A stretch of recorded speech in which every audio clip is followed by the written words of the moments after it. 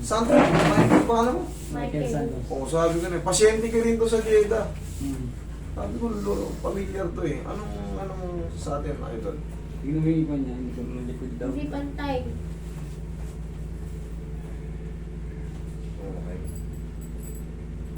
May mild, ano to, dextroscoliosis. Sige, umarin. Ayan, inom na umarin. Lagi kasi ng hospital yan, bata pa pa. Lagi siya na-hospital. Mm. Meron siyang ano, ayan, meron siyang kondisyon sa spine. Tabingi yung spine niya. Makikita niyo naman, makakapa niyo rin. Kita ko kasi nung minsan na nilagnat siya, hinirit ko yung likod. Talagang kabilan, baga yung kabila. Medyo nakaangat tong kanan. Tapos ito. Tsaka Oo. ano, gabay. Sundin nyo lang yung ano, ganun yung hagurin nyo yung likod, yung buto. Pero ito naman, yung ganitong kaso, yan ay inborn. Yan mga tabinging ano, spine, inborn yan. Hindi nyo lang nalaga na ano yan, hindi lang kagad madetect kasi bawal pa x-ray yung mga baby. Bawal pa x-ray yung mga bata. Tsaka, talagang hindi mo agad malalaman kasi hindi niya naman iindahin yan kasi pinanganak siyang ganyan. Ngayon, sasakit lang yan, magkakaroon na ng irritation yan pag natuto na siyang mautusan, magbuhat, lumalaki na siya. Doon na yan, mama, parang nangangawit yung likod ko, masakit yung likod ko. Kasi pag na doon na siya marunong ano eh, kumbaga nagtatrabaho na siya, tapos hindi naman tatrabaho talagang ano kumbaga nauutusan na siya, nagbubuhat na siya ng mga timba. Nagbubuhat na yun, magkasama yung mag-ama sa Lazada eh. Yan. Pag marunong ka nang magbuhat-buhat, magtrabaho, kumbaga magugulat kayo, sasabihin niya, nangangalay likod ko, masakit yung dito. Kasi nga, lumalaki yung buto, nagbibinata na siya. Siyempre, pag lumalaki yung mga buto natin, may naiipit. Meron tayong tinatawag dyan annulus. Ayan, annulus disc. Pero yan, hindi mo na maibabalik sa 0-0 yan. Kasi, kumbaga, sabihin na natin, eto mga 15 degrees or 20, yung ganito. Yung 15 o yung sabihin natin 20, yung 20 na yun, magiging kalahati na lang yun. Or 12, ganyan. Yun ang adjustment mo. Tapos, ang kinagandahan nun, gaganda yung pakiramdam niya. Ayun. Pero yung 20, masisiro ko yan. Never mangyayari yun kasi kahit dalhin nyo to sa pinakamagagaling na bone setter o chiropractic o kung ano man ang tawag nyo, hindi nyo masisiro-siro mababalik sa natin kasi inborn to. Inborn. Ngawit yung likod mo, may masakit, anong pakiramdam mo? Ikaw magsabi na. Anong nararamdaman mo ngayon? Mabilis kang mapagod, ano? May time lang kung masakit. May time na masakit. Okay. Ano ba? Saan banda hanggang saan ang inaabot? Turo mo saan, hanggang saan yung inaabot? Dito po sa... Diyan, tapos, never, dito. Ayun dito. Abot din dyan. Okay, sige. Pero yun nga, sabi ko nga sa inyo, once ka na matuto ka ng magbuhat-buhat, trabaho-trabaho, doon lang iinda yan. Kaya, nung bata, hindi mo yun malalaman talaga. Maliban na lang kung curious ka sa anak mo, pinaliliguan mo. Nak, habang doon lang. Kasi yan, hindi yan araw-araw masakit. Kasi ganyan talaga yung likod niya. Okay? Kasi kung talagang dislocated yung ano niyan, sa tingin mo makakahiga yan? Pag meron kang dislocate dito, matabig yan or madiinan mo, masasaktan ka. Eh yan, buong likod yan. Pag hiliga mo yun, tatamaan talaga yan, masakit yan. Pero yun nga, sabi niya, may time na masakit, may time na Kasi nga, inborn. Kumbaga, likod niya na talaga yan. Pero pag napuwersa ka, ilang taong ka na ngayon, at habang umiidad ka, lumalaki ka, nagkakaroon ng compression sa disc. Yun ang totoo. Eh, kung meron mga correct me if I'm wrong, I'm willing to matuto pa. Eh, pag sa video na to lumabas, mag-comment lang kayo, lalo yung mga mas malalim pa yung kaalaman sa akin. Willing ako matuto para mas may paliwanag ko pa sa mga darating pang pasyente sa akin. Ilang taon na ba to? Ilang taon ka na to? 25. 25 ka na. O, boundary ka. Kumbaga, yan na yung pinaka natin, yung prime. Hanggang dyan yung prime natin. Pagpa 30 ka na, yan. Medyo bababal na yung mo, metabolismo mo. Okay, straight.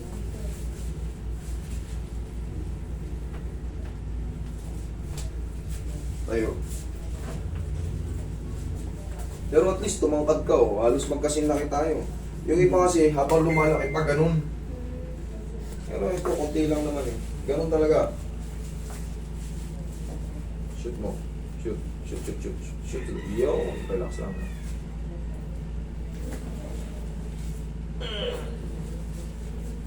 Higa kang patagilid to. Balik mo muna yung shoes mo. Huwag ka lang kukuha Pero ng okay parcel. lang naman siyang magbuhat. Oo. Huwag ka lang kukuha ng parcel na mga kabinet, mga sopa. Mga magagaan na parcel lang, tagilid ka. Bayaan mo na kay daddy. Yan. Ang dami Pasyente ko. ko rin itong daddy mo eh, sa Saudi. Isang hilot lang yung master to. Oo. Ano yan, may video pa to sa akin eh. Tukod ata to dati. Paa, ay ano. Oh, naka-bandage ka pa nun eh. Naka-bandage. Paglabas eh, wala na. Magaling na. Lamputan mo ng katawan. Yan. Oo. Oo, may video din siya eh. May video sa akin to, lalo yung sa unang page ko kasi na ano eh. Lahat eh, mga punyetang mga Indiano. Kabilang side. Magaling yun. Magagaling na hacker yung mga Indiano. Kahit sa ano, kahit sa mga bangko nyo, pag pinatulan nyo, ubus talaga yung bank account nyo. Sa Saudi, ang lakas mga biktima niya mga Kerala. Yan, lahi ng Kerala, talagang totoo yan. May mga video ko niyan magpapatunay. Dapat. Dapat.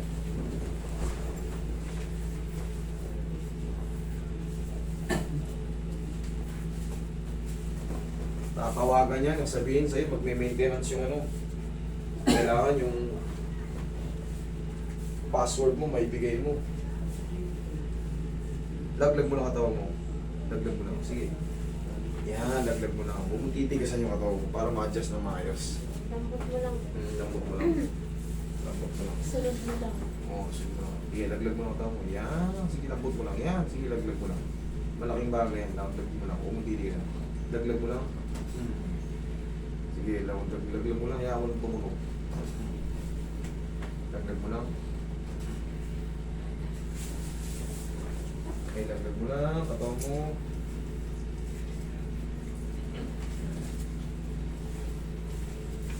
Hindi na tumaba eh. Kaya ba hindi siya nataba kasi gawa niya? Gawa yan. Isa yan. Isa yan sa mga dahilan. Diyan ka lang ha. Mamaya titignan ko rin yung paa niya kung nag-imbalance. Pero konti lang naman yun. Kita mo naman yun. Yung iba talagang likod talagang naka-fountain yun, nakabundok eh. Napansin ko yun kasi basta magsiselong Lazada, lalagnatin yan. Tapos sinisay kasi, babe, kumita ba ako matulog? May sakit pa kasi natin ito. Hindi, tuturuan ko na siya ng mga stretching. Turuan ko siya ng mga stretching. Kailangan niya lang matuto ng mga stretching. Tama, kailangan meron tayong matutunang mga stress stretching. Tihaya ka, idol. Tihaya. Sige, higa pa. Tihaya, higa. Higa lang, higa. Makatakin yung likod mo. Para tumangkat ka pa. Magmana ka sa papa mo. Pero matangkad na rin siya eh. Hindi naman siya nabansot eh. Payat nga Mas lang. matangkad ito sa Payat nga lang. payat lang. Pero alaki mo to. Pag natuto na to ng mga ano, uminom, wag naman sana. O, inhale. Exhale. Ayaw nga yung video. Very good. Very good. Mga pinsan niya, lasinggero siya hindi. Iba-iba Dalawa talaga. sila ni Kyle. No? Iba-iba talaga. Tingnan mo yung mas mahaba ito. Kumpara rito. Kanina nakatakla naman yan. Pangkaraniwan yun, magre-repeat talaga sa baba. Sa baba. Hindi ka na nag-Saudi ulit. Hindi, nung umuwi tayo nun, hindi na rin kayo bumalik. Hindi na kayo bumalik. 2028 ka rin, di ba? Nakita ka pa namin sa ano eh, sa embassy eh. Oo. 2022 ako umuwi eh. Yun Oo, nga, 2022. magkasunod lang tayo eh. O ano kami, October 28. Okay. Nauna ka lang. Upo ka. Wala, okay na ako rito. Kami din, okay na rin kami dito. Dito na ako. Masarap din dun sa ano, Saudi. Pero syempre, Establish na ako rito.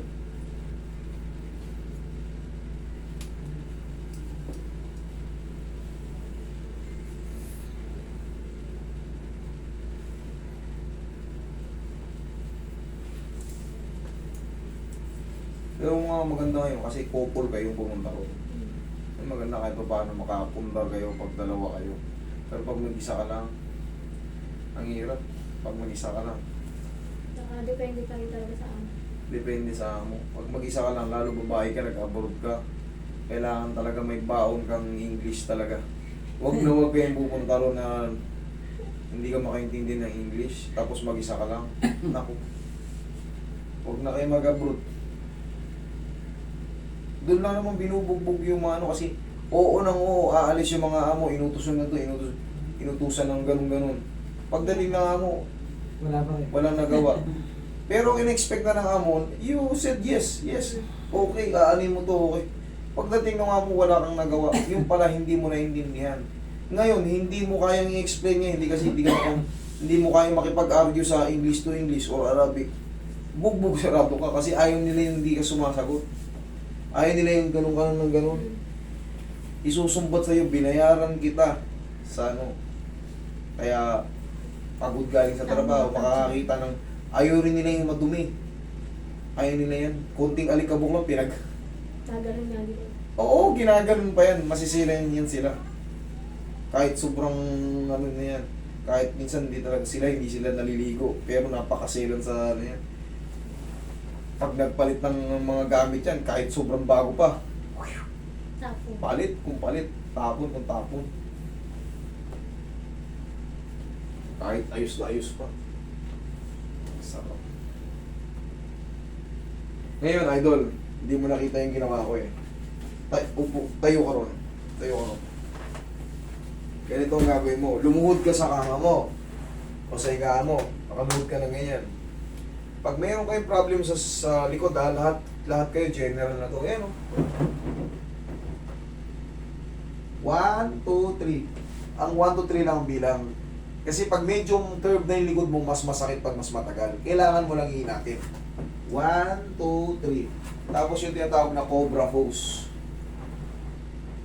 1, 2, 3. Mabilis lang. Tapos isa pang balik ng ganun. Okay? Iniinat nyo na yung likod nyo. Yan ang mga exercise sa mga back. Tapos, sa balakang, siyempre, ikaw, nagtatrabaho ka na eh.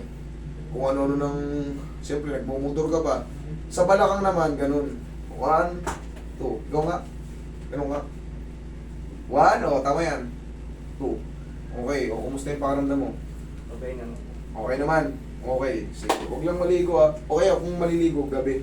At alam mo na yung stretching mo ha, ganun talaga, normal talaga. Tapos, mag-push up ka palagi. Para magkaroon ng shape yung katawan mo. Push up lang, ganito. Sa kama lang.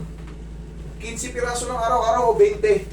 Magkakaroon ng posture yung katawan mo. Medyo matangkad ka na payat yung dibdib mo eh. Kailangan meron ka kahit pa paano makita yung dibdib para may jowa tayo agad. Ay, sana. Okay? Sige.